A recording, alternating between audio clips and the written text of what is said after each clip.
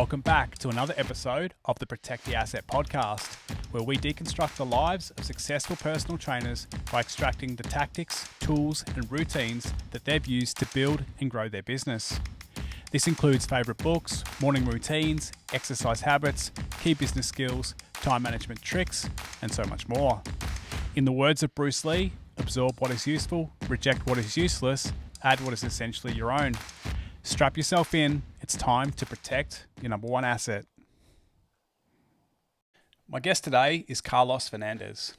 Now, I came across Carlos's Instagram account as we have very similar interest in training. I checked out his profile, I visited his website, and I signed up to his newsletter just out of interest. That's when I realized that Carlos has only been in the online personal training space for less than a year.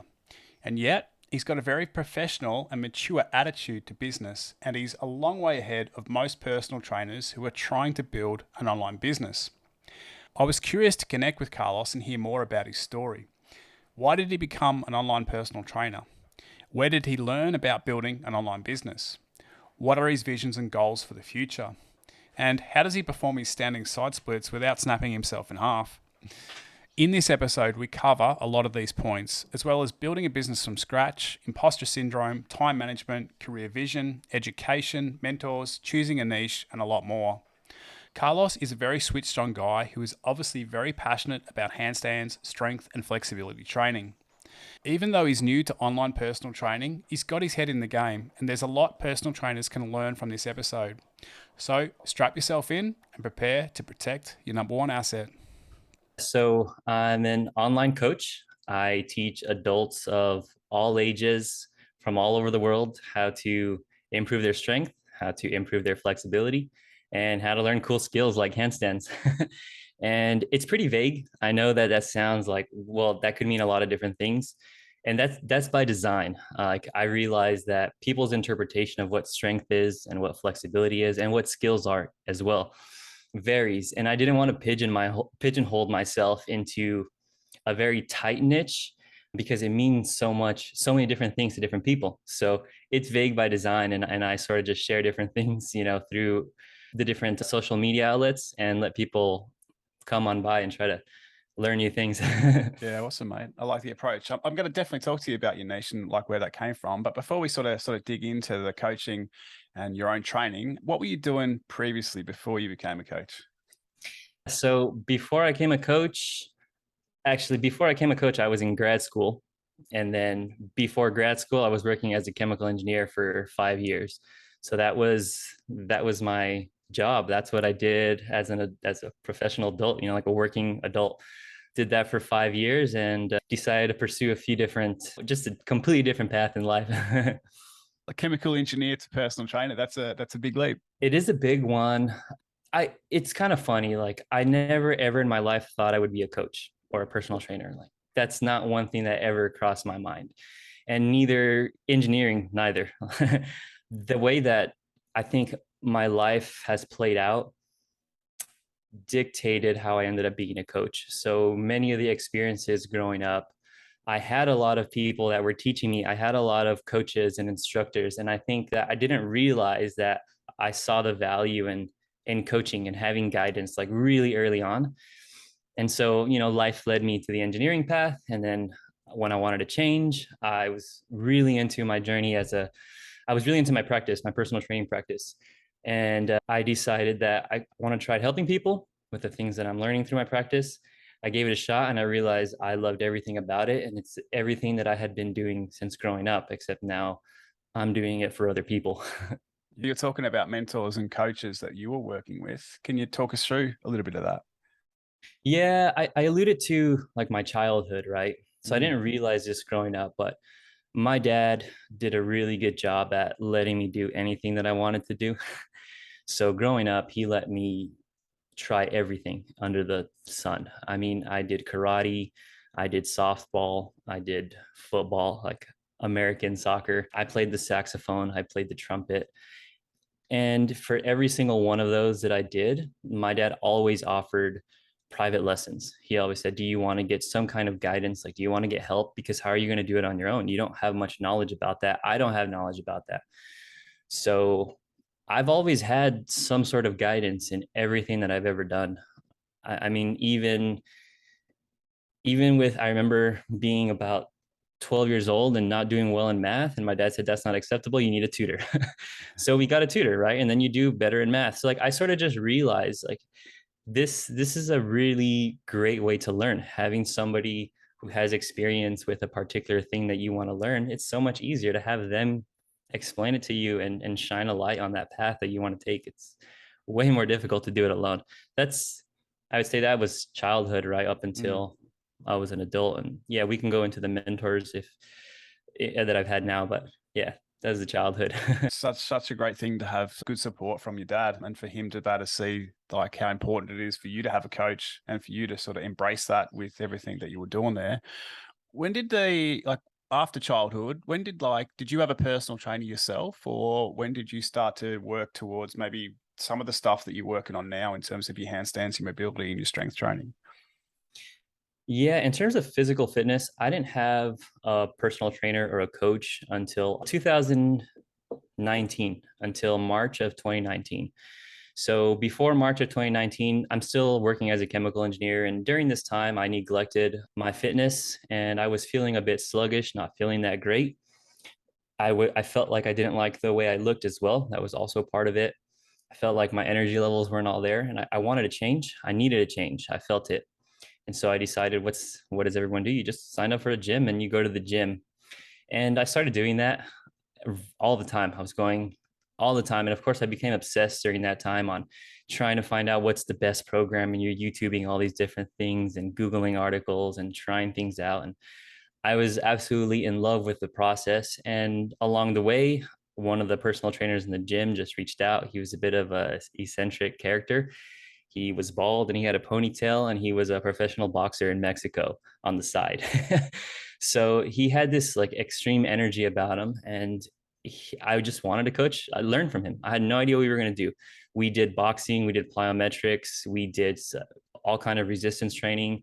We did all kind of things. That's what I told him. I just wanted to move and feel better and we did it. So that was my first introduction to having someone help me in the physical space.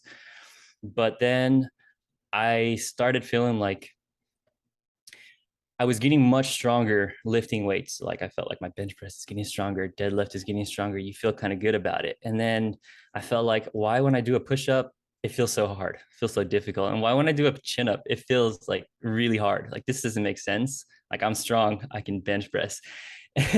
And so I decided I want to do more body weight fitness things. So I started doing way more pull-ups, way more push-ups. That was it. I started doing some L-sits in the gym and somebody asked me, came over, they saw me doing L sits on dumbbells and they said, whoa, like that's cool. Are you one of these people that like get into a handstand from that? And I'm like, no, that sounds like crazy. I would never do such a thing.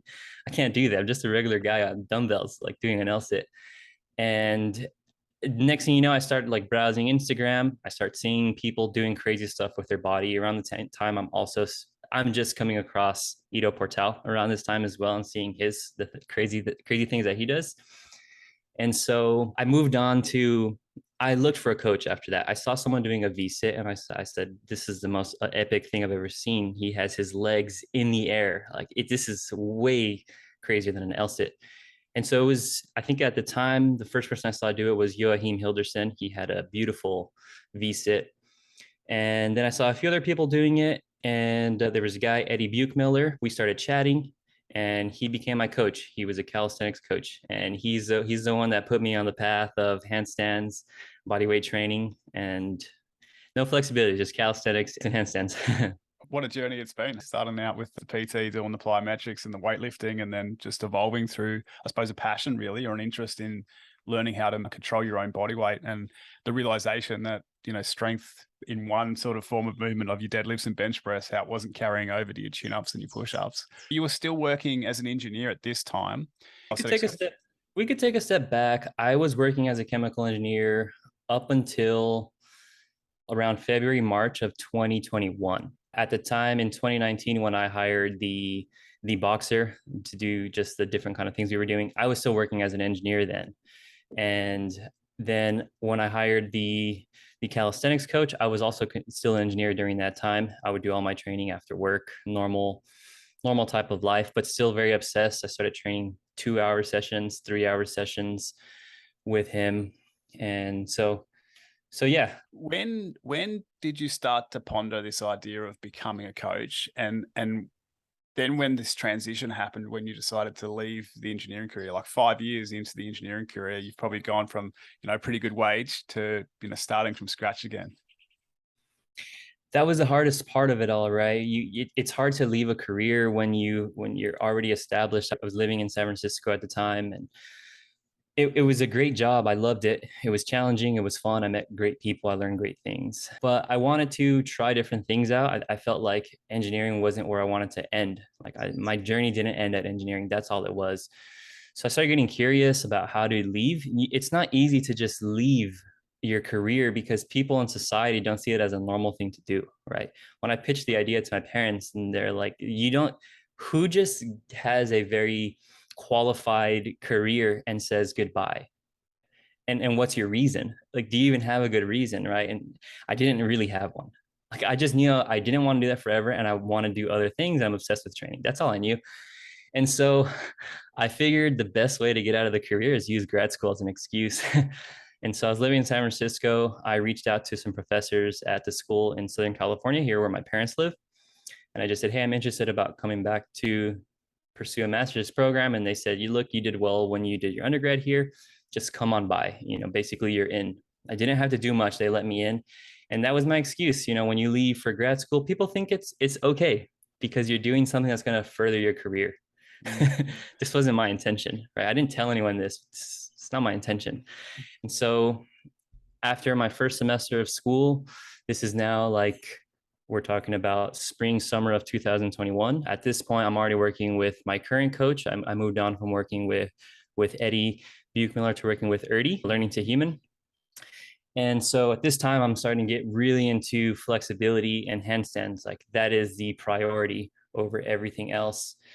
And as I started shifting priorities, that's when I realized this is it. This is what I want to do. Like, I don't want to be in an office anymore. I don't want to have to be pigeonholed to timelines and office structure. And so I booked a workshop, an Emmett Lewis workshop in Sweden. I finished up the semester at the end of 2021. At the beginning of 2022, at the beginning of 2022, that's when the workshop is.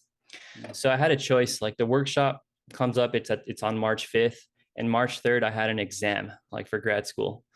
And you can't miss an exam in grad school because you don't have very many exams. You miss an exam, you're pretty much you that's your choice to leave the program. So I either had to go do the exam and continue on with grad school, and I was going to continue on this path of being a chemical engineer forever, probably at this point, because you're investing 30K to do it. And I decided I'm not going to do that. I have no idea what I'm going to do in my future, but I'm going to go to this workshop and learn from Emmett Lewis because that's what I want to do right now. And so I did. I dropped out of school and I went to this workshop. You and I have a similar story. I used to work in IT, did a full computer science degree, did my honors, and then spent 5-6 years. I would have probably spent 6 years working. And that's what took me to London. So I left Australia, went to the UK, and was over there contracting. And I was a year in work over, maybe a year and a half in work over there, and just decided, I don't want to do this anymore. I don't want to be in the office. I want to change. And similar to you, I just had a passion for health and fitness. And it was like, do I become a nutritionist? Do I become a personal trainer? Like, what am I going to do? And all my mates at the time just like, what are you doing? Like, how can you leave that career, well-paid career, and just start again?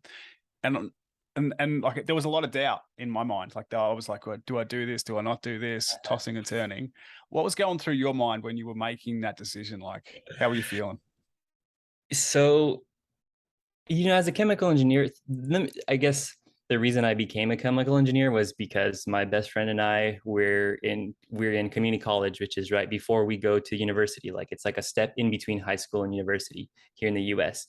So we're doing all our like lower level general ed classes, and we don't know what we're going to major in. And we look up on Google, like, what are the highest paid careers, and it was engineering. So sure, we're going to become engineers and get rich. And then then it's like, okay, which engineer? Like, okay, let's look up which engineers make the most money. This is really like how it went down. And it was chemical engineering. So we chose chemical engineering and stuck to it, and we did it. and we enjoyed the process, obviously, along the way. So obviously I was fortunate to have a great paying career. And Mm. I don't like to talk about this sometimes because I feel egotistical talking about it, but that's not the situation. In 2020, COVID hit, right? And it devastated the world, and many people were losing their jobs. Many people were in financial distress. And 2020 just happened to be my most successful year as a chemical engineer. Technically, I was a consultant in sales doing engineering work. And at that time, I made the biggest sale of my career. One of our accounts went from a $1.8 million account to almost an $8 million account. And so I received some pretty big bonuses during that year. And I had a realization when I received a check that was like one single check that was bigger than I ever imagined I would get at one single time. Like, I couldn't believe it when I saw it. Like, this is strange to have in one go. Mm. And I felt nothing. It didn't excite me. It didn't make me feel like this is the best thing ever. What am I going to do with this? How am I going to use it? I didn't care. I literally like just looked at it and went to the gym, if I remember correctly. So so I was having doubt more about people's opinions Mm. than about the financial situation. I was more worried about people's perceptions about what I'm doing, and people fearing about like if I'm going to fail in life. And so that was what was going through my mind. I have no idea if I'm going to succeed or not. Was that like judgment from friends or family, or what was the big thing there, do you Hmm. feel? I mean, when you leave your career, you start wondering what are you going to do? Are you going to I I was paying rent at the time, had an apartment, like a pretty nice apartment, and where am I going to go? I'm going to move back into my parents' house, and because I didn't want to spend all my money, right? I knew I was going to invest $30,000 for grad school, and I was going to live off of savings. So I didn't. I was fortunate. I didn't have any. I didn't have a kids. I didn't have a partner, anything. So I just committed to this decision. I moved in with my parents just to save money. And so the main things that were just going through my mind is my parents' judgment. That's Mm. definitely the one that bugged me the most, just being completely honest. And it's because my mom really valued having her son be a successful engineer because, my family's from Nicaragua. It's a third world country, developing country. And my family came from a very humble background. Not everyone in my family has an education. And so for her to have me do everything that she imagined, like she still sees me as this engineer. And I tell her, like, I'm not an engineer, I'm a coach. Like, it's as simple as that. So I'm not gonna lie, it was definitely my mom's, not even judgment, just her perception of what I'm doing with my life. That was the biggest struggle. It takes a lot of courage. It's awesome that you've taken that jump, and I'm sure at the time there was a lot going through your mind, and I'm sure your parents still support you and still proud of everything that you do. So congratulations on making that move. Let's step into that a little bit more now. How's the online personal training or the coaching going for you? It's awesome right now. So, it's a new business. It's brand new. This is not an established, huge business. I'm in my humble beginnings right now. The very first person that I coached was a friend of mine, and that was around, I did it for free in September, October of last year. That was the very first time I had ever guided somebody in the physical fitness space. And so we helped her get her first push up during that time on the floor. It was awesome. Helped her to get towards front splits. So, during that time, I felt like I know nothing about coaching. How am I going to do this? All I know is engineering. And you just work at it, and you just realize they're just regular people, and you just help them, right? And they can make progress. It's amazing. Mm. And so I kept helping a few people out for free. I didn't ask anybody to charge me, because how can I didn't do any personal training certifications, nothing like that. I knew nothing, just other than I have a passion for this. And so, but everything started taking off, I'd say, when I committed to the decision to going to Europe. And I saw my trip to Europe. I was there for a month. I did a workshop, and I just hung around with a lot of people that were going to help me to get towards my goal of being a personal trainer. So around that time, a lot more people, I started getting more engagement around my Instagram profile. Picked up a few clients after that because they saw some of the things that I was doing, the people that I was meeting, the people that I had private lessons from, and things like this. And so these new students of mine, they did a little bit well, and I tried my best to showcase that on my Instagram and use that as marketing, and continue progressing my own abilities and market that as well. And but at the time, there's no formality to it. It's just in the air. You just have a social media account and you're saying I'm a coach and reach out to me, and it doesn't work that way. You need to I realize if I want this to be successful, I have to treat this like a business. Mm. And so that was when I started changing my frame of mind around everything. It's like, okay, what do I need to do to make a business? Like I need to have, the first thing that came to mind is a website. Get a website. How do you, I didn't know anything about that, right? So you go down that rabbit hole. And then I thought I want to write about stuff. So I started create a blog, right? And I want to write personal messages to people as well. So let's create a newsletter. And I think once this all came together, the website, the message, and what I do, and like the seriousness of it. It's not just this like, hey, I'm this guy on Instagram that can help you out kind of. I'm saying I know that I can help you. That's when things really took off. And so now in a year's time, I went from, zero income living in my parents' garage to at least now I can use the income that I have through my business to pay for my own coaching, to pay for all my food, and not have to stress about just eating all my savings. Oh, that's awesome, mate. I think that's one of the things that really made you stand out is like I saw your account, and when I did a bit of research on you, I checked out your website and looked at your newsletter and all that sort of stuff. I was like, hey, this guy hasn't been in the game for very long, but Yeah. I like what he does. I like your approach, and you've started to implement some very powerful systems that are obviously going to help you grow a very successful business. And there's just a lot of maturity around what you're doing. And I was very curious of like, where did that come from? Like, what made you sort of sit down and think, okay, for me to make this work, I need to be more professional. Did you get a business coach, or what led you down this path of starting to implement some of these systems? I've never had a business coach. The only coaching that I've had is for my own personal fitness. And but Erdy, as we're both familiar with Erdy's a helpful guy overall, right? So anytime I had doubts or questions, I would definitely use him because I'm paying him, right? And he's awesome. So he shared a lot of tips with me. But when it comes to formalizing a business, that I think that just came from my engineering experience, right? When you work for a big organization, it was a global organization all over the world, in almost every country. They dealt with water treatment. So they were everywhere. And I think just seeing an established organization helped me start to realize how this needs to be a formal thing. And so it's that. And then also following business coaches like yourself, you post fantastic information, right? And you clearly say that you need a niche, like things like this, right? You need to have like a mission statement. Mm. And so like, it's there. Like just follow what people are telling you to do. Like it's you don't a business coach, I think, will help you really level up your game. But that information is already there, and you can start to formalize a few things. You don't have to do a lot at once. Just go for it, right? Yeah. So that was my approach, I think. It's a great approach. And like I said, I can see the structure coming together. You've got some great foundations that you've set up there. I love your newsletter. I've signed up to it, and I get your little weekly or monthly newsletter that you send out, which is awesome. I want to rewind, like I said, that niche, obviously it's a passion of your own. It's something that you practice. But Yeah. what made you choose that niche, or why do you resonate with these people that want to learn to handstand, build strength, and increase their flexibility? Why did I choose the niche?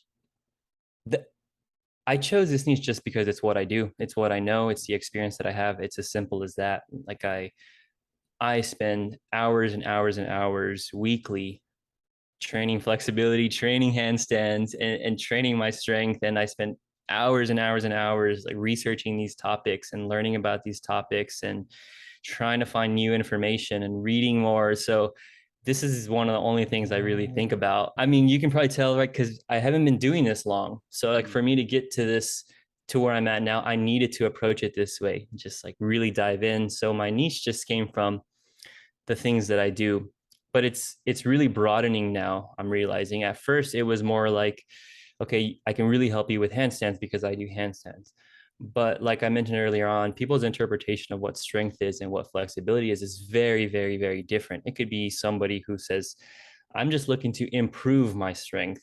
I don't need to hit any specific goals. And the same with flexibility. It could be a dancer trying to learn how to get lower on the ground, or it could be an elderly person that wants to have restore function in their hips. And so that's when I realized I don't want to have such a tight niche. I want to have a pretty large niche and not limit myself. I think coaches, we're very scared about niching. You talked about the pigeonholing before, but I think at the start, the tighter you can go with that niche, sometimes the better. It allows you to sort of get a hold of a few clients, practice what you preach, get the information out there, start working with people. And then as the business grows, it is being able to broaden and expand that, which sounds like, you've got an idea, or you've probably got clients that are coming from different backgrounds, seeing what you offer. I'd like to rewind because you said something really interesting before, and then I want to sort of talk a little bit about education. So earlier you sort of mentioned that, you started training people for free and you felt like you didn't have maybe the experience or the qualification to be charging these people. But yeah, what you just spoke about then is like your passion, the hours of research, the hours of physical research, you training, the practice of everything you've been through. Like as a guide, you're really, really, really experienced at what you do. Like, I mean, I follow your Instagram, I see your flexibility journey, your handstand journey, all this sort of stuff.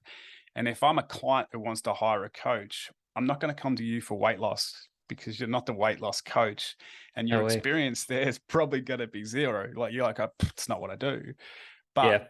because you've got this niche and because you're practicing it, I just see you as, hey, you're the perfect guide. You're the person who I can follow, or you're the person that I can come to for this advice because it's what you do every day. So your experience or your wealth of experience is actually massive, and your clients are somewhere on the same journey behind you. Yeah. And I think it's a common mistake we sometimes make as coaches. We feel like we don't have enough experience, or we feel that imposter syndrome because we don't have a qualification or this certification or this bit of paper that says, oh, you're a qualified coach, you can now teach people. But in the real world, or in the reality of it, you've got so much expertise on what you've done. So it's great that you've picked that niche, and it's great that it's something you're passionate about. And I think you should definitely have the confidence to obviously keep going with it. I want to circle that round to now education. You've talked about, was obviously working with Erdy and the stuff you're doing there. You've talked about, going to a workshop with Emmett. What other sort of certifications or qualifications have you done? Yeah, I've had guidance from day one, right?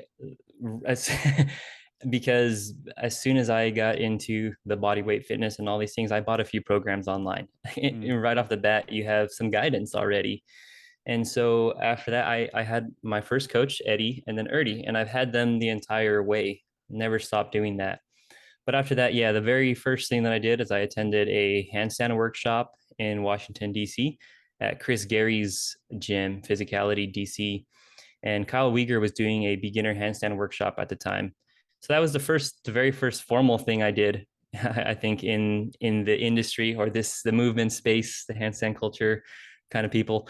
And so, yeah, after I did the flexibility research course as well with Dan Van Zant, that was fantastic. Chris Gary over at Physicality DC, he recommended Kilo Strength, and I fell in love with everything Kilo Strength. They're really, really impressive. And the way that Chris Gary explained it to me is not many people have spent the amount of time that Steven, the CEO, has spent thinking about design, programming design. So I thought, okay, I'm taking this. This is exactly what I need. I need to learn more about programming, strength training programming. So I did a few courses on programming through Kilo. I did the periodization course as well, just because everything they have is good and they're not that expensive. And then when I went to Europe in March of 2020, I did the workshop with Emmett Lewis. During that time, I also got 2 private lessons with Joachim Hilderson in Belgium.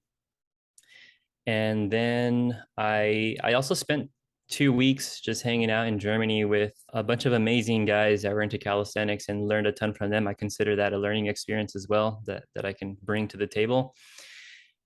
Then I did an Ulrich on hands workshop in San Diego. Yeah. And that was in May. And then I did Erdy's Learning to Human retreat in Portugal this past July. So I think that covers majority of my learning in my bank account. Yeah, that's it, mate. It's a lot in a very short time. And I love it because every one of those courses that you've done or you've spoke about correlates directly back to your niche. You're learning about strength training, you're learning about periodization, you're going and learning handstands, you're learning from flexibility coaches. It all just ties back into what you're trying to achieve. And it's awesome that you're investing in that. I also agree. I think, the theory stuff, the courses and the workshops, they're great. Like you get a lot out of that, and there's a lot of information you can take away from that. But I don't know if you're like me. I think the practical working with a coach, learning from someone, having teach you, or like you say, spending 2 weeks in Germany just with these dudes training. Like personally, I got so much more out of that experience when I was going through my personal training career, and still am, than I did from most courses. Would you resonate with that? I would absolutely resonate with that. The thing with the courses is you just they just give you so much information, so much information. And it's like, we're not going to remember all that. We're going to remember two or three things that we've had experience with, and that's really it, right? But I use them as a resource. That's how I love them. So I come back to them very regularly as I'm coaching my students or as I'm thinking about my own training. So definitely we learn by doing. We don't learn by just sitting there and reading things. We do, but it doesn't become as practical until we actually do. So 100% I'm with you. I definitely learn more by doing. That's it, mate. Putting the theory into practice. That's where the Yeah. money is. Or that's where the value is 100%. What have you found to be, I know, the biggest obstacles to overcome as you've started to build this online coaching business? The biggest challenge, the biggest obstacle is not letting imposter syndrome take over, because I have so much self-doubt. Like almost every day I question if who am I? Who am I to say I can create a business around coaching? I have this thought all the time. So navigating that is the biggest obstacle, because if you want to start a business, you need to take action. You can't just think I want a business. You need to start implementing things, right? And that was me, like getting a domain name, getting a website, coming up with themes around my newsletter and blog. But I've never done any of those things. So who am I to do it properly, right? So I just feel like I don't have the experience to do this. Why are people going to follow my journey? So it's imposter syndrome. It's this thing, like I don't have any, like you said, certification. I have nothing. I'm just this dude who wants to help people. Like, and I have a serious obsession and passion about it. So that's hands down the biggest challenge, is realizing that it's okay to feel these things because I've never done them. So it's obvious. Like I should feel like an imposter. How it's like it would be wrong for me to think that I'm not an imposter. I wasn't a coach before, so it's okay, I think, and accepting it and just putting stuff out there is the way I navigate this obstacle. Put stuff out there regardless of how I feel about it or think about it. If it's bad or good, just put it out. Such good courage and such good advice, because I think a lot of coaches struggle with self-doubt or struggle with that imposter syndrome. And I actually believe it's a good thing, because I feel that if we're worried about it, or if it's at the top of our mind, the reason we worry about it is because we want to do a good job. We want to be able to help our clients. We want to be able to build a successful business. So we're questioning everything we do. Am I good enough? Am I good enough? Is this Yeah. the role I can take? And I think, if we don't have that, then we obviously don't care enough. So I think it's definitely a good sign, and good on you for sort of stepping into it and, obviously making progress moving forward with what you're doing and not letting it to hold you back. I don't think that feeling ever goes away. Like, I've been in the game for 12 years and there's still days where I'm like, fuck, am I doing the right thing? Like, so. I think it's a spectrum, right? Isn't it? I think imposter syndrome is a spectrum, and it comes and goes. Like we have imposter syndrome to a certain degree, and then we have a little bit of experience in the thing that's giving us imposter syndrome, and we realize, oh, I can do this if I work hard at it. And so the imposter syndrome kind of comes down. And then you hit this like new challenge, like, okay, now I have a new student that wants me to coach him on something that I haven't coached. Like the imposter syndrome just hits again. Yeah. And then you work towards it a little bit and you realize, oh man, this new student is doing very well. Like I can teach this thing. I am qualified to do this. And you start feeling good about yourself. So the motivation kind of comes back. And then you just hit with another curveball. So it's these levels of imposter syndrome, and I don't feel like it's ever going to go away either. It's the roller coaster. Up and down. Keeps it exciting. You can't get comfortable. That it does. I'm curious, what's the vision? Like where do you want to take this career? Have you put much thought into that? I am trying to put a vision together, and it's coming together, I think, in my head. And I realize I don't want to work crazy hours. That's huge for me. I love investing time into myself. Yeah. I didn't learn like some of the things that I learned by dedicating small amounts of time to it. Like I really cherish my personal time. I love it. I thrive spending time alone, like working at something. So in my future, I want to have a business that allows me to live comfortably within my means. I don't need an extravagant lifestyle. I had the opportunity for it, and I realized it's not important to me. Mm. So my vision is that it's a comfortable lifestyle where I work with people that I choose to work with, not people that I don't want to work with, and that contribute to my goals in life. That's it. Like that's my vision. I it's also not like a crazy amount of clients that are taking up all my time. Mm. And I want to have some courses. I want to be able to do workshops. I want to be able to teach people the things that I learned. Just give all the information out, essentially, not like for free, but share the knowledge. I think is what I want to do, and also live abroad. I, because I'm in this position now where I created my own business, all online. I have the opportunity now to live elsewhere, and this is the time. I don't have kids. I don't have a partner. I don't have debt, and I have this tiny income. So go.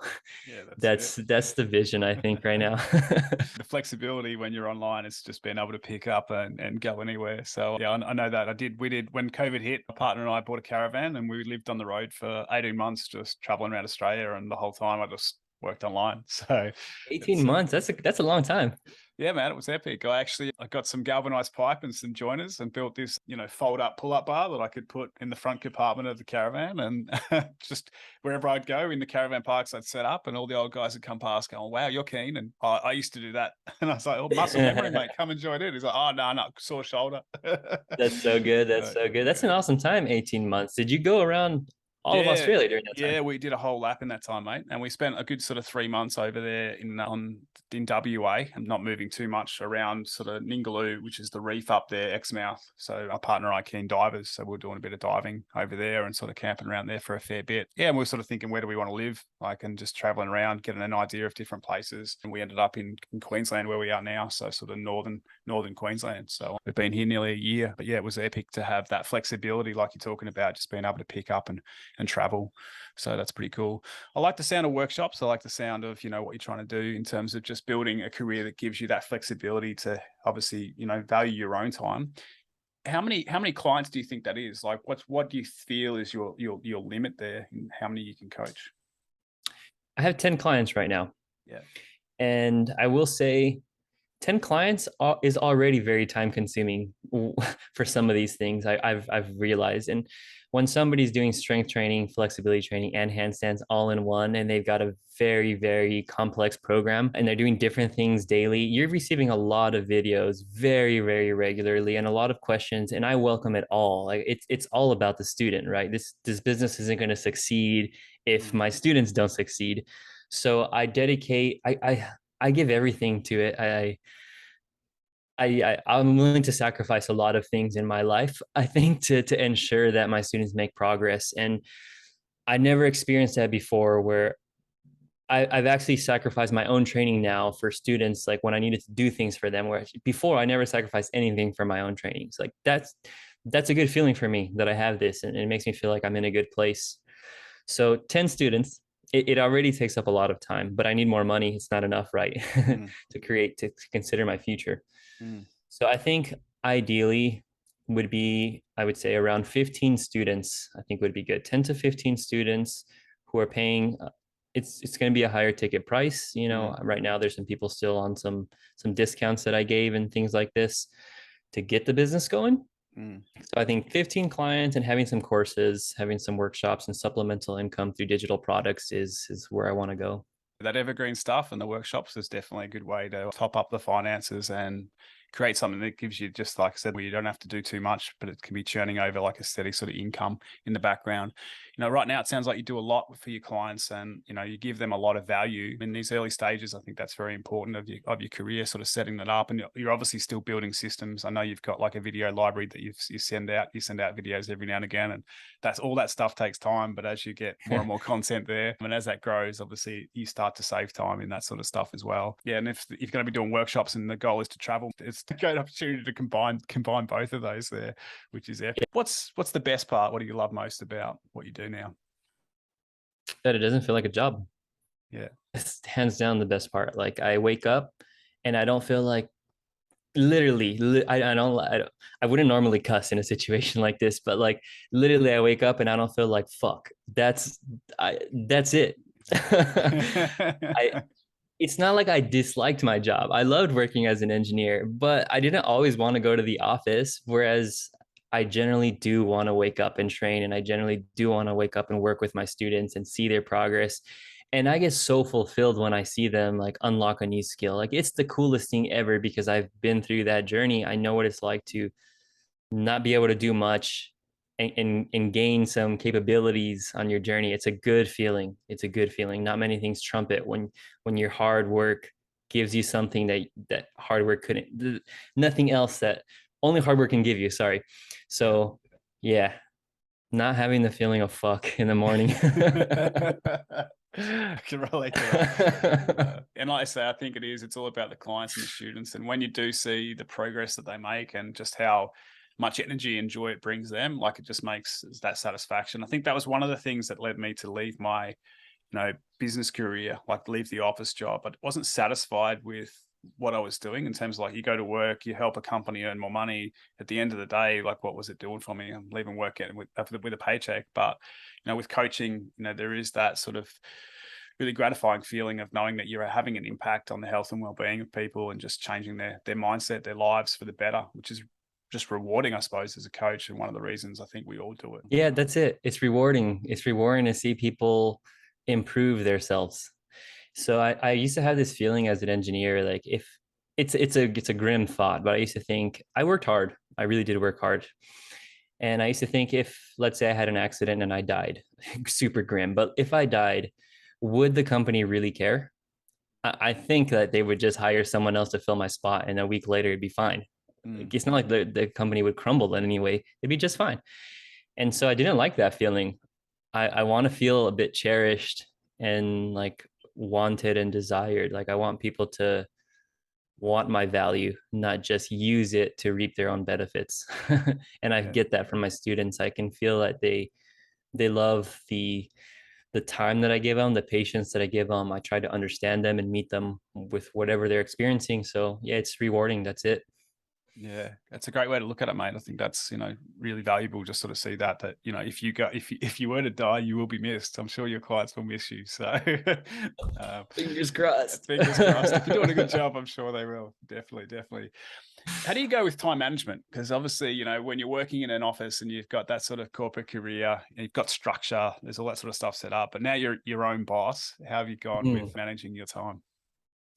Time management is hard, man. It's so hard. That's the hardest thing I think about working for yourself. It's people don't realize how easy it is when you have a job. You just show up and they tell you what you need to do. Like you have X task and you have X amount of time to complete said task. I'm not saying that they're not easy tasks. They can be the most difficult and challenging tasks. But it was laid out for you. When you have a business, no one lays out a single thing for you unless you have guidance, right? And I didn't have guidance. So I think that's why it took me longer at the beginning to create systems and create a business. So the main thing for me when it comes to time management is you do the things that are important first. That is top priority. Yeah, we can talk about like some of the systems and tools that I use, like calendars and productivity tools and whatnot. But the fundamental thing is you do the thing that's important first. And so if you have a business, it's usually what brings in the money. And so that's your clients. So you need to give your clients attention.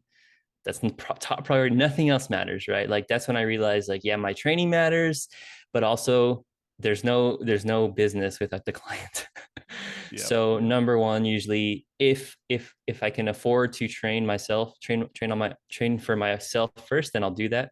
But if not, I will always dedicate time to my students first and get them their feedback or write their program or film videos for them or whatever it is.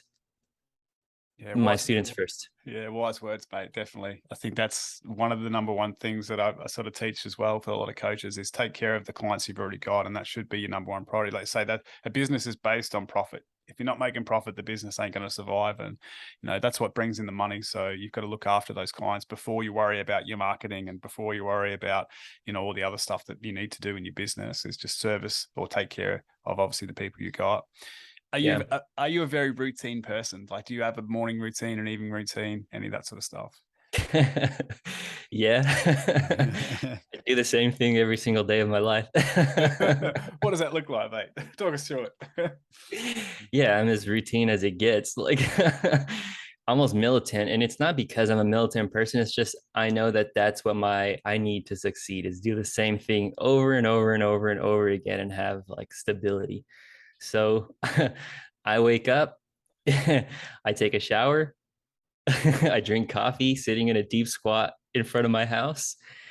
I go for a walk and then I train or I write a program. Like that is it. And then after that, I focus on writing feedbacks, doing feedbacks for my students, investing time into the business, trying to figure out what else I need to work on projects, filming stuff for Instagram, whatever it is. But it's very, very structured, I would say, until about the afternoon time. Yeah, yeah. So afternoons you can chill out a little bit more. You're very sort of morning heavy person in terms of Yeah, workload. I'm useless as the day goes on. Like my productivity is getting just profoundly worse. So I need to go hard when I first wake up. You and me are similar. I'm the same. By the end of the day, I'm just like tools down. That's it. But Yeah. morning By as well. evening, it's not even nighttime. You've mentioned tools. You mentioned calendars and schedules and stuff there. What tools have you found helpful in terms of your online business? A big one is, are you familiar with the Pomodoro technique? No, no. So I think a lot of us face a situation where we're doing something and we're distracted. So something comes up in your email, or you just want to check Instagram, or you want to, I don't know, scratch your back. So whatever it is, it's hard to stay still and complete a task. Very challenging. And I love podcasts. Like I love listening to podcasts like all the time. And so I like listening to productivity podcasts, and the propane fitness guys like drop a ton of gold all the time on their podcasts since the very beginning of their podcast. So like I listened to so many of their podcasts and they talk about the Pomodoro technique, which is a way to block out time and only work on the thing that you're working on. So basically the Pomodoro technique is it's a timer. And so you just download the app or you go on Google and you do Pomodoro timer. And the idea is that one Pomodoro is 25 minutes long. And so during that 25-minute block, you do nothing else but work on the tasks that you decided you're going to work on. You don't even want to even blink during that time. You just want to do the task. And then immediately as the 25 minutes are up, it's hands off the keyboard, hands off of whatever you're doing. And it's 5 minutes of whatever you want. So during that time, it's 5 minutes for me to go stand outside, like look, at the distance, whatever it is, refocus, just get out of the frame of mind of what I was doing. When the 5 minutes is done, like immediately you come back and you hit another 25 minutes. Like, so you hit two Pomodoros. And it sounds silly when I explain this. I know every time I talk about it, it sounds silly. But when you click the button and you tell yourself, I have 25 minutes to keep my hands on the keyboard and work, it works. I have no idea how it works. I like the sound of that. That's a great way to go about it. Are you a planner? Like, do you know before you sit down for that 25 minutes, or let's say at the start of the day, I've got, these certain things I need to tick off? Or how do you structure your week in a bigger view? Yeah, structure the week the same way that I structure my day. So important things earlier in the week. So if I have a program to write that week, that has to be done earlier in the week, not later in the week. I'm not a big planner. Like I don't plan out the whole day, hour by hour. I just block out time for the really important things. And the less important things, they just come and go. Like just they're not going to this. So there's a few things that really influence your business and impact your business. And I just make sure I tick those off. And then the other things, they don't matter that much. Like Did I post a story or not on Instagram? It's not a make or break situation, right? But my students are a make or break situation. So yeah, just plan around the main things. That's it. It's the prioritizing your time, and it's also valuing your time. And I like the way you just sort of have that structure, that 25 minutes of just grind it out, sit down, do the work, don't get distracted. And whether that's through planning or whether that's through the Pomodoro technique or whatever it is that we do, I think it's important as a business owner, as you spoke about, to sort of have some structure and be able to manage that time Yeah. successfully. So yeah, it's epic, mate. I've got some questions that I like to finish up on as we get to the end of the podcast. But before we step into those, is there anything else that you want to add that you think might be useful to coaches that are thinking about building like an online personal training career? Yeah, for personal trainers building their own career, I'd say you're building a business and the business is going to be about others. But most of us came to this idea from a place of passion. I didn't come to this because I wanted money. I didn't come to this because I was looking for a new job. I came to this because I love what I do. This is what I this is it. There's nothing else. This is it for me. So like my recommendation, my biggest tip is don't forget to fuel your passion. Don't only work on your business. Don't only think about the next best thing to improve your business. You need to also fuel your passion, because if you lose that, your business is going to lose a piece of its core values. This is where it came from. So I really do my best to, like I said, I like to train first before my business if I can, because that keeps me like in it. That keeps me in my thing, like I'm not getting detached from my thing. So that's my biggest recommendation. Continue to take courses, continue to learn, continue to meet other coaches, meet up with people in your area, and just stay in the game. Like don't think it's just a job. Feel your Wise passions. words. Wise words, mate. I love it. I think valuing our own health, like putting our health first, is a huge priority. Like if we don't value ourselves and we can't value our own health, then who are we to be teaching someone else? And like we sort of talked about through this podcast, that experience of practicing what you're preaching and that experience that you're gaining from actually doing the work is more valuable than any book, any course, any podcast you'll ever pick up, because you just learn so much from that practical experience. And I think, yeah, there are a lot of coaches who start to drop that, or they start to fall off that path, and they focus too heavy on the finances, or they focus too heavy on, the business, like you sort of say, and it distracts them. They lose some of that culture that they're trying to build in the business, or the flavor, whatever it is, however you want to define it. But it's awesome to see that you're keeping that up, mate, and you're making it a priority. All right, let's step into some of these questions. Are there, you've mentioned a few resources, or like a few courses, and you've mentioned podcasts and stuff like that, but are there any other resources, courses, books, TED Talks, podcasts, or whatever that you'd recommend coaches listen to or pick up and have a look at? Yeah, definitely. And when it comes to technical things, like there's a ton of information out there. When it comes to handstands and flexibility, just go look up Emmett. He's given enough free information out there. Emmett Lewis, any of his stuff, it's there. Like you don't have to go pay for all of people's things. They've also put out a lot of free stuff. If you really want it, it's there. But when it comes to maybe sharing a few other things like tools I use, or podcasts, I don't know. The Propane Fitness guys, they drop a ton of things that are just gold for business. And it's almost everything. I didn't know this, but I learned about them through Erdy. I had heard about him a bit, but Erdy really told me go binge on some of their stuff. He didn't say go just listen to episode 203. He said go binge their material. And when someone tells me to go do something like I think is going to benefit me, I go do it, and I do it hard. and so they have a lot of really good ideas around how to create a fitness business. It's all there. And then I would say around like getting past like the imposter syndrome, I did learn a ton through just the Modern Wisdom podcast. Chris Williamson runs that one, and I listen to that almost daily. So you'll see it in my newsletter if anyone subscribes to it. That's a way that I've been able to overcome a ton of obstacles in the business through that podcast. Wicked, mate. Some great resources there. I'll have to check out a couple of those myself. Erdy didn't share that one with me. I'll have to get on him for that. Maybe he hadn't been told at the time to binge it also. No, I'm just kidding. That's it. What advice would you give a younger version of yourself? Basically to tell myself that it's okay to be unique and different.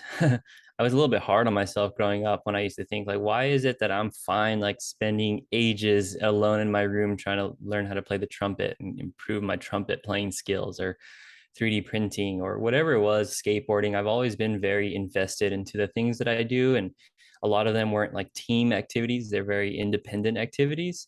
Mm. And I always felt like a bit of a pressure, like a bit of a weirdness, or because most people, they're more social beings. And it's not that I'm not, so I'm very extroverted in a sense. So that's the biggest advice. It's okay to be different. It's okay to be unique. And I didn't realize that until now. I would say that I created this business, and I feel more confident about it. It's like, that's just an advantage that we're Mm. different. That's what we bring to the table. That's what differentiates us from other people. There's a ton of people that can teach you how to do the splits and how to stand on your hands. I'm not the only one. I'm for sure not the best one or the most qualified one. Mm. I just feel like I'm different than some of the other people, and my differences are what I bring to the table. I think it's a strength, like you say. Your differences are a strength. That's what makes you unique. And you've mentioned values as we've talked through this podcast. Your values align with the values of the clients or the people that want to work with you. So yeah, keep it up. If anything, that's the message, or that's the marketing content that you want to share. Make yourself unique. Really stand out and share, who you are, because people are going to resonate with that. People are going to connect with what you're saying, and that's going to help you, not hinder you. That's for sure. If we think of like our idols in life, Mm. why do we like them? It's not because they teach you that thing. It's the uniqueness about them, the things that make them different from the other person teaching that thing. And like that realization recently definitely gave me a lot of empowerment. That's a great one to share. I appreciate that. That's really good. If you could have dinner with anyone, dead or alive, who would it be and why? there isn't there isn't that many individuals like that. I just want to sit down with this one person and eat dinner with him and chat with him and learn from them. There's a whole gang of people that I would like to, right? Dinner party. And so, yeah, dinner party. So then I'm thinking like, I think if I think of the people who have talked to the most interesting people, it's podcasters. Mm. So like I feel like I just want to sit down at the dinner table with my favorite podcasters, so they can just share all their stories because they talk to the most amount of people.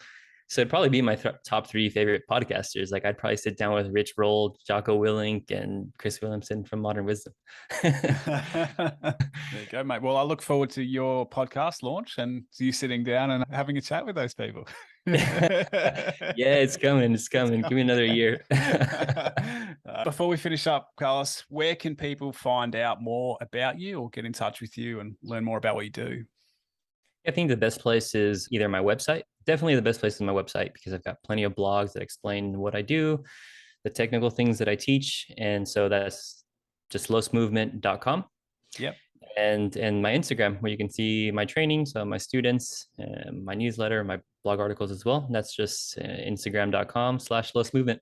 Yeah, it's been awesome to sit down and have a chat to you about, where you are right now, how you've managed to build this online business and your visions and values and all that sort of stuff. So greatly appreciate it. Yeah, I really appreciate you reaching out and connecting with me. It's been an awesome experience. Like I'm looking forward to staying connected. For sure. If you ever come to Australia, we'll have to do some training together. It's in the works. It's in the plans. Yep. No doubt about that. So we'll be doing a little bit of everything when I make it out there. I hope you enjoyed this episode of the Protect the Asset podcast. I'd be grateful if you can leave a comment, add a review, and share this podcast with those who might find it helpful. A lot of personal trainers want to build an online business that allows them to have more freedom in their life, but they lack the business skills to succeed on their own. They've tried building a website, consistently posting on social media, creating a YouTube channel, and sharing loads of educational material, but none of it seems to help their online business grow. They're left feeling frustrated, overwhelmed, and ready to give up. I get it. I moved my personal training career online in 2018. I believe personal trainers deserve to have an online business that allows them to work less and earn more. So I created the Protect the Asset business coaching program that teaches online personal trainers the business skills they need to succeed.